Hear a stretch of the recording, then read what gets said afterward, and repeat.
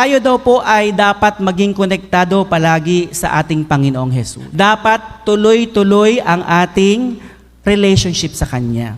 No, kaya po, kapag tayo po ay nagsishare ng Word of God, sabi ko, hindi tayo nagtuturo ng relihiyon. Dapat maliwanag po yun sa kanila. Na ang atin pong itinuturo ay magkaroon tayo ng relationship sa Lord. Napakahalaga po ng ating relasyon sa Diyos. At paano po natin yung ginagawa? Paano po ba mai-strengthen, mapapayabong yung ating relasyon sa Kanya?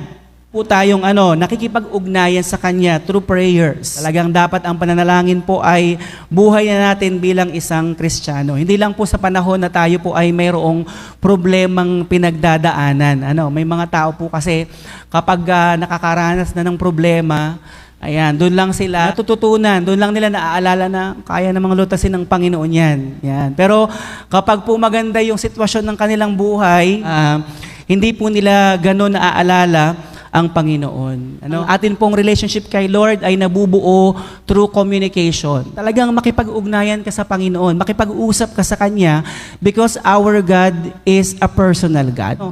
Hindi po tayo maging maligaya na pagising mo sa umaga, thank you Lord lang, salamat sa pag-iingat mo, tapos na. No.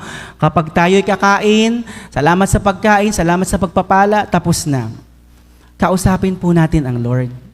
Yun po yung yun yung lifeline ng ating relationship sa ating Panginoon, communication.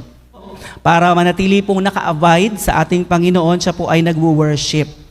Nandun po yung ating kasabikan, sa pagmulat ng ating mga mata, ay lumabas na po sa ating mga bibig ang ating pasasalamat, pagpupuri, at pag-iibig natin sa ating Panginoon. At syempre po, napakahalaga po ang pagbabasa ng salita ng Diyos. Actually, hindi lang po dapat nagbabasa. Hindi lang po okay na alam natin yung salita ng Diyos or memorize natin yung Word of God. Mahalaga po na ito po ay ating isinasabuhay.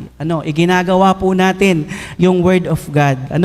Kasi yun po yung yung way para tayo po ay maging continuous ang connection sa Lord. Dahil kung wala po tayong connection sa Lord, yung atin pong spiritual productivity ay impossible or imposible.